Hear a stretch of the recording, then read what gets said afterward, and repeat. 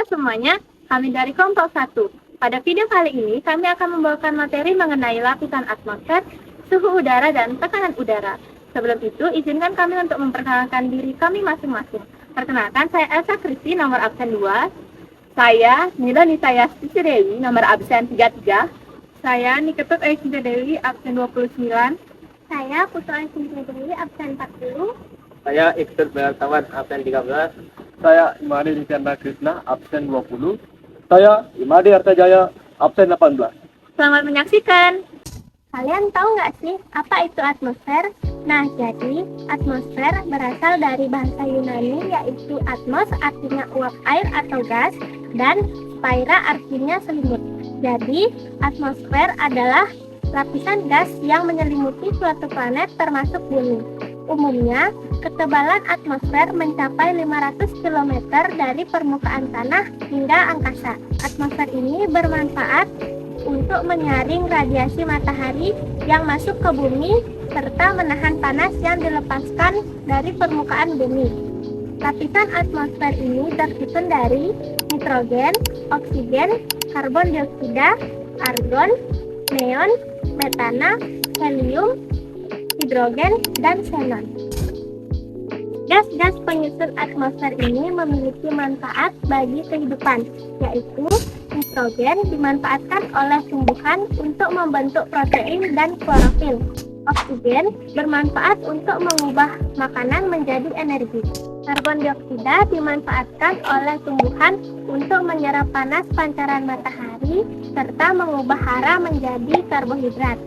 Argon dimanfaatkan dalam berbagai macam pengelasan listrik seperti pengelasan listrik logam gas dan pengelasan listrik wolfram gas.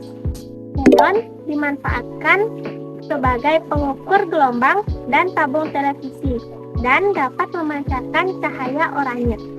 Metana dimanfaatkan sebagai biogas pengganti gas LPG. Helium bisa digunakan untuk mengisi balon gas, juga menjadi bahan bakar mesin roket. Hidrogen bisa digunakan sebagai sumber energi, penyimpanan energi, pembawa energi, hingga digunakan untuk keperluan infrastruktur. Terakhir ada xenon, digunakan sebagai penghasil sinar ultraviolet, laser, lampu kilat berkecepatan tinggi pada fotografi, dan menjaga populasi pesawat. Atmosfer sebagai lapisan pelindung bumi memiliki beberapa ciri sebagai berikut. Yang pertama, tidak berbau, tidak berwarna, tidak memiliki wujud, serta hanya dapat dirasakan oleh indera perasa dalam bentuk angin. Yang kedua, memiliki berat sehingga menyebabkan tekanan. Yang ketiga, memiliki sifat dinamis dan elastis yang dapat mengembang dan menyusut. Keempat, tembus pandang dari segala bentuk radiasi. Secara garis besar, atmosfer bumi terbagi menjadi dua bagian, yakni bagian bawah dan bagian atas. Bagian bawah terdiri dari lapisan troposfer dan stratosfer, bagian atas terdiri dari lapisan mesosfer, termosfer atau ionosfer, dan eksosfer. Troposfer merupakan lapisan terbawah dari atmosfer. Lapisan ini memiliki karakteristik ketebalan 16 km di bagian khatulistiwa dan 8 km di bagian kutub. Terjadinya pembentukan dan perubahan cuaca seperti angin, awan, guntur, dan badai. Awan di lapisan ini berperan menjaga keseimbangan energi bumi. Awan menyerap dan memantulkan sinar matahari. Kandungan unsurnya didominasi oleh unsur-unsur nitrogen dan oksigen. Suhu udara mengalami penurunan seiring dengan bertambahnya ketinggian atau gradien termis. Setiap 100 meter, suhu udara rata-rata turun 0,5 derajat Celcius. 2. Stratosfer. Stratosfer merupakan lapisan kedua terbawah atmosfer yang terletak pada ketinggian kurang lebih 15 sampai 55 km di atas permukaan bumi. Lapisan ini memiliki stabilitas tercapai sehingga dijadikan jalur penerbangan komersial. Lapisan ini menjadi satu-satunya lapisan atmosfer yang mengandung gas ozon dan memiliki sifat invers dari gradien termis, yaitu semakin tinggi dari permukaan bumi maka suhu udara akan meningkat. Hal ini disebabkan oleh gas ozon yang berfungsi melindungi menyerap radiasi ultraviolet sinar matahari. 3. Mesosfer. Mesosfer adalah lapisan ketiga atmosfer. pada lapisan ini, saat semakin jauh dari permukaan bumi terjadi ketidakstabilisan suhu. Setiap kenaikan 100 meter, suhu udara akan turun 0,40 derajat Celcius. Dikarenakan ketidakstabilisan suhu pada lapisan ini, benda angkasa seperti meteor yang masuk ke atmosfer akan terbakar dan terurai pada lapisan mesosfer. Lapisan mesosfer ini ada di ketinggian 55 sampai 85 km di atas permukaan bumi. Lapisan ini juga menjadi tempat terbentuknya awan noctilucent, yaitu awan yang terbentuk oleh partikel dari permukaan bumi yang membeku pada lapisan mesosfer. Ionosfer. Ionosfer adalah lapisan terluar kedua dari atmosfer. Lapisan ini juga disebut lapisan termosfer karena sifatnya yang panas.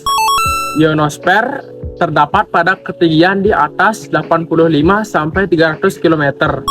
Lapisan ini menjadi tempat terjadinya ionisasi atom-atom udara yaitu oksigen dan nitrogen oleh radiasi sinar X dan sinar ultraviolet, sehingga dapat memantulkan dan merambatkan gelombang radio yang dipancarkan bumi dan dapat diterima pada bagian bumi yang lain. Tingkat ionisasi sangat dipengaruhi oleh radiasi matahari. Ionisasi meningkat di pagi hari dan berkurang di malam hari. Pada lapisan ini terdapat aurora yang muncul waktu fajar atau petang.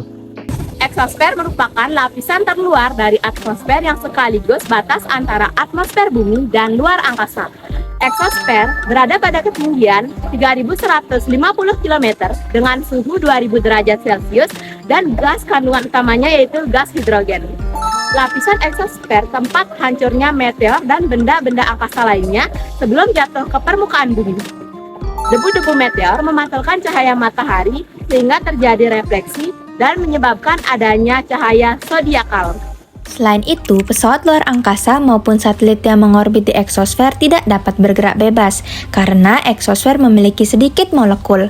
Akibatnya, gaya tekan udara sangat rendah dan mengakibatkan sayap dari pesawat luar angkasa tidak berfungsi dan bergantung pada mesin pendorongnya. Suhu udara adalah derajat panas dan dinginnya udara pada suatu tempat. Suhu udara memengaruhi jumlah uap air yang dapat ditampung di atmosfer, di mana udara yang lebih hangat menampung lebih banyak uap air yang dapat mengembun dan membentuk awan. Perbedaan suhu antar daerah menyebabkan pergerakan udara atau angin. Angin dapat membawa perubahan cuaca dari satu wilayah ke wilayah lain. Suhu udara memengaruhi tipe presipitasi yang terjadi. Pada suhu dingin, hujan dapat berubah menjadi salju. Radiasi matahari berperan penting dalam pembentuk suhu suatu wilayah. Faktor yang memengaruhi tingkat radiasi matahari ialah keadaan awan, lama penyinaran sudut datang sinar matahari, serta vegetasi di permukaan bumi. Dan alat untuk mengukur suhu udara adalah termometer. Pemanasan udara dapat terjadi melalui pemanasan langsung dan pemanasan tidak langsung. Pemanasan langsung dapat berupa absorpsi, refleksi, dan difusi. Absorpsi yaitu penyerapan sinar radiasi matahari seperti sinar gamma, sinar ultraviolet, dan sinar X yang diserap oleh oksigen, nitrogen, ozon, dan debu. Yang kedua yaitu refleksi. Refleksi adalah pemanasan matahari terhadap udara dan dipantulkan kembali ke angkasa oleh butir-butir air atau H2O. Yang ketiga yaitu proses difusi.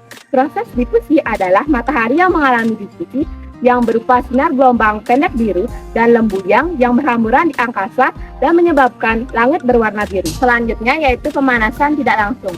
Pemanasan tidak langsung dapat berupa turbulensi, konveksi, konduksi, dan adveksi. Turbulensi adalah penyebaran panas melalui gerak udara yang berputar-putar. Konveksi adalah penyebaran panas melalui gerak udara secara vertikal sehingga udara di atas yang belum panas menjadi panas. Yang ketiga yaitu konduksi. Konduksi adalah penyebaran panas melalui gerak udara yang bersentuhan dengan permukaan tanah. Yang keempat yaitu adveksi. Adveksi adalah penyebaran panas melalui gerak udara yang bergerak secara horizontal. Oke, selanjutnya ada tekanan udara. Tekanan udara adalah berat massa atau suhu di suatu wilayah. Satuan tekanan dinyatakan sebagai milibar atau MB. Perubahan tekanan dapat mempengaruhi pergerakan udara sehingga dapat mengatur fenomena cuaca. Tekanan dibedakan menjadi dua, yaitu yang pertama ada tekanan vertikal. Tekanan vertikal adalah tekanan yang semakin naik maka akan semakin turun. Semakin dekat dengan permukaan bumi, maka udara akan semakin rapat. Yang kedua ada tekanan horizontal. Nah, di tekanan ini disebabkan oleh suhu udara yang semakin naik, maka tekanannya akan semakin rendah. Sedangkan sebaliknya, ketika suhu udara rendah, maka tekanannya akan naik. Nah, ada beberapa faktor yang dapat mempengaruhi tekanan udara. Yang pertama ada temperatur atau suhu.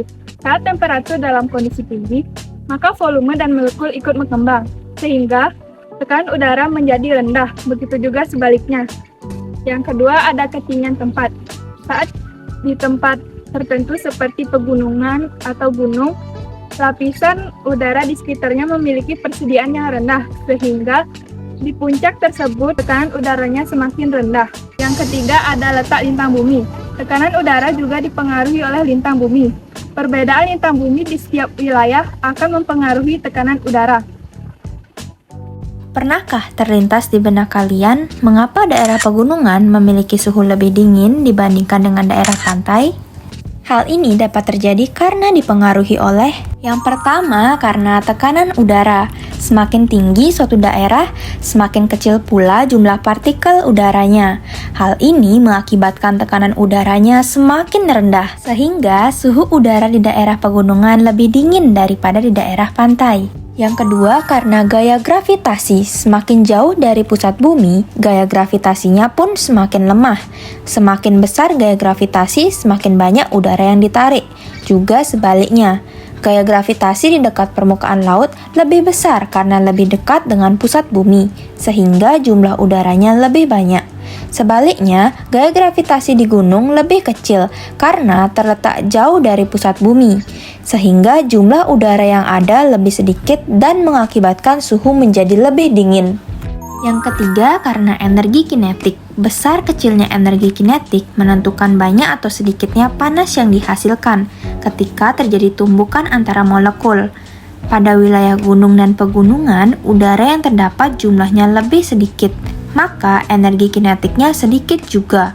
Karena jika pergerakan energi terjadi dalam jumlah sedikit, maka tidak banyak panas yang akan tercipta. Oleh karena itu, suhu di gunung menjadi lebih dingin. Jadi, salah satu fenomena atmosfer yang berkaitan dengan suhu udara dan tekanan udara ialah angin puting beliung dan angin topan. Angin puting beliung adalah angin yang berputar dengan kecepatan lebih dari 63 km per jam yang bergerak secara garis lurus dengan lama kejadian sekitar 5-10 menit. Angin puting beliung juga dikenal dengan istilah angin leisus. Angin puting beliung merupakan dampak ikutan awan cumulonimbus yang biasanya terjadi pada saat siang hari atau sore hari di musim pancaroba, baik peralihan dari musim penghujan ke kemarau atau sebaliknya, dan lebih banyak terjadi di daerah daratan. Tetapi tidak semua awan cumulonimbus menyebabkan angin puting beliung. Fenomena ini terjadi karena perbedaan tekanan udara yang disebabkan udara panas dan dingin bertemu, sehingga saling bentrok dan terbentuklah angin puting beliung. Beberapa dampak yang ditimbulkan oleh angin puting beliung adalah rusaknya rumah dan infrastruktur suatu daerah dapat menimbulkan korban jiwa manusia, rusaknya kebun-kebun warga dan kerugian material, banyaknya puing-puing dan sampah yang terbawa oleh angin puting beliung sehingga berserakan, dan terganggunya kegiatan ekonomi. Oleh karena itu, upaya pencegahan yang dapat dilakukan untuk mencegah risiko angin puting beliung adalah sebagai berikut.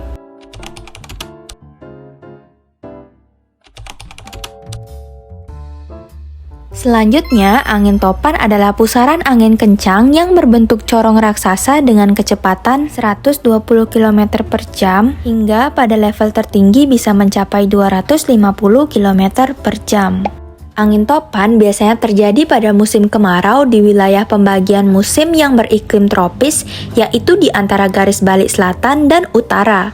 Namun, angin topan tidak melanda daerah-daerah yang berdekatan dengan garis khatulistiwa, sehingga angin topan sangat jarang terjadi di Indonesia. Angin topan terjadi akibat adanya perbedaan tekanan udara yang membentuk sebuah pusaran dalam sistem cuaca. Biasanya, angin topan terjadi di samudra karena tekanan udaranya berbeda dibandingkan dengan di daratan. Umumnya, angin topan terjadi saat siang hari ketika suhu udara menjadi sangat panas. Lapisan atmosfer bumi akan menerima suhu panas yang lebih besar, tetapi tekanan udaranya rendah. Hal tersebut yang membuat terjadinya perpindahan tekanan udara dari tempat dengan suhu rendah menuju tempat yang lebih tinggi. Terdapat dampak positif dan dampak negatif dari terjadinya angin topan. Dampak positifnya ialah membantu kekeringan karena curah hujan yang sangat besar kerap datang bersamaan dengan angin topan. Lalu dampak negatifnya membuat banyak tumbuhan dan hewan mati, merusak tanaman dan membunuh ternak pada pertanian, menyebabkan cedera hingga kematian pada manusia,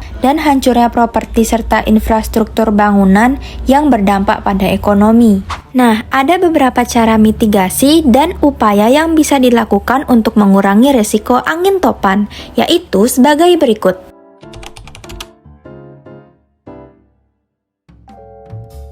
Nah, itu dia penjelasan mengenai angin puting beliung dan angin topan. Eits, tetapi terdapat perbedaan antara angin puting beliung dan angin topan loh.